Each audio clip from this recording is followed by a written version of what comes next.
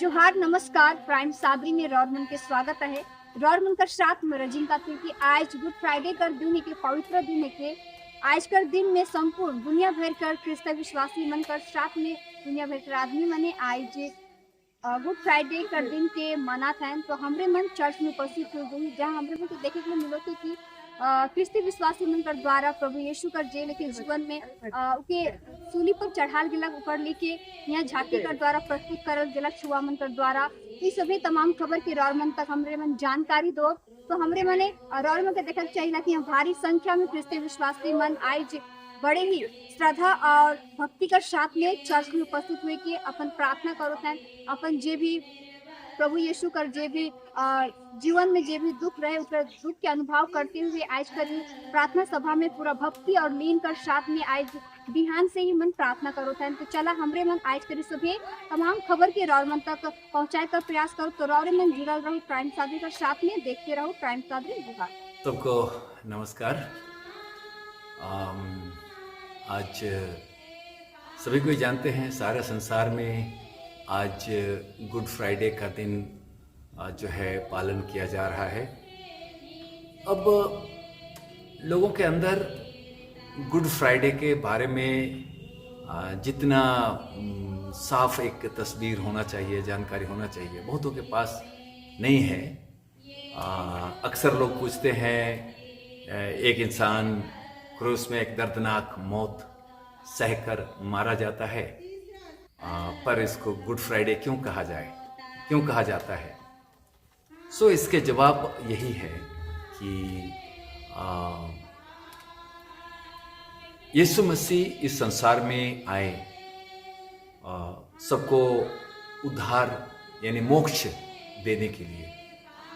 Bible बताती है कि यीशु मसीह परमेश्वर का इकलौता बेटा था जो मरियम के गर्भ में जिनका सृष्टि हुआ और मरियम के द्वारा वो पैदा हुए।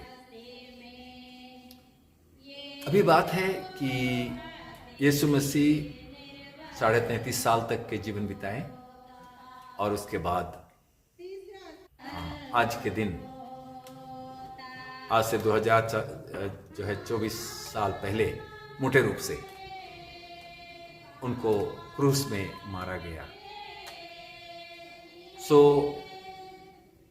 यदि यीशु मसीह का मौत होता नहीं तो सारे संसार के लोग मोक्ष प्राप्ति नहीं पाते, मोक्ष का प्राप्ति उनको नहीं होता। सो शास्त्र इस बात को खुलासा करती है कि यीशु मसीह के मतलब पापी लोगों के मोक्ष दान के लिए एक धर्मी व्यक्ति का बलिदान होना जरूरी है, अवश्य है। और इसीलिए ख्रिस्ट यीशु जो है वो मारे गए। और सबसे बड़ा बात तो यह है कि आमतौर पे यदि कहा जाए तो यही लोग समझ लेते हैं कि जे भाई एक आदमी का दर्दनाक मौत हो रहा है और उसमें इसको गुड फ्राइडे क्यों कहा जाता है।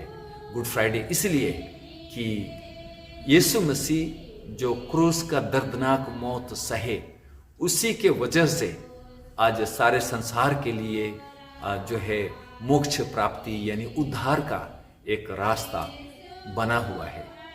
आपको करना कुछ नहीं है, केवल यीशु मसीह का जो मृत्यु का जो बात है, जो घटना है, उसको अपने लिए मान लेना है।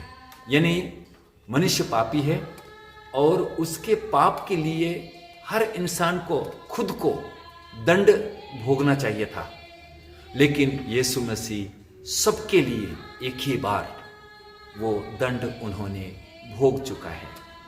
और इसीलिए आज का दिन हर जो है ईसाइयों के लिए, हर यीशु मसीह को मानने वालों के लिए एक बहुत बड़ा दिन माना जाता है। और अपने विश्वास के अनुसार जो है वो यीशु मसीह को आज के दिन में आराधना करते हैं, उनके बलिदानिक जो मृत्यु है उनको धन्यवाद देते हैं और उन्होंने जो भी कुछ किया उनको आज याद करते हैं और अपने आप को जो है उनके पीछे चलने के लिए फिर से और एक बार समर्पित करना चाहते हैं। सबसे बड़ा बात तो ये है कि बहुत से लोगों का ये भी मानना है, ये भी पूछना है, यदि यीशु मसीह नहीं मरते तो क्या होता। हाँ, ये बात बिल्कुल खुल करके हम बताना चाहेंगे कि बाइबल बताती है पहले कुरिन्थी उसके 15 अध्याय और उसके 14 पद में, और यदि मसीह नहीं जी उठा तो हमारा प्रचार करना भी व्यर्थ है और तुम्हारा विश्वास भी व्यर्थ है। आज क्रिश्चियनिटी, मसीहियत केवल इसी बात के ऊपर अड़ा हुआ है। सारे संसार में जो क्रिश्चियनिटी यानी मसीही विश्वास जो लोग करते हैं, इसी सच्चाई के ऊपर आधारित है कि यदि मसीह यीशु मरे ही नहीं होते या और यदि मुर्दा से जी नहीं उठते तो मसीहियत यानी क्रिश्चियनिटी के नाम पर कुछ नहीं होता, कुछ इनका अस्तित्व नहीं रहता। इसीलिए हमारे मूल स्तंभ यही है कि यीशु मसीह मारे गए और तीसरे दिन वो फिर से गाड़े गए, मतलब जो मुर्दों से जी उठे और उसके बाद 40 दिन के बाद वो स्वर्ग चले गए और उसके बाद एक समय होगा जो उनका दोबारा आना होगा और वो समय बहुत नजदीक है। चारों तरफ के जो माहौल हमें इस बात का जानकारी देता है, बाइबल में जो बताया गया है कि यीशु मसीह के आगमन से पहले कैसे समय होंगे। तो आज इसी बात के ऊपर हम अपने विश्वास, अपने ईमान लाते हैं कि यीशु मसीह का मौत के ही कारण जो पाप के क्षमा, उद्धार, मोक्ष कुछ भी कह लीजिए, वो यीशु मसीह ने पूरा किया। हम सब सारे मनुष्य जाति को लेकर के एक ही बार सबके लिए उन्होंने बलिदान किया।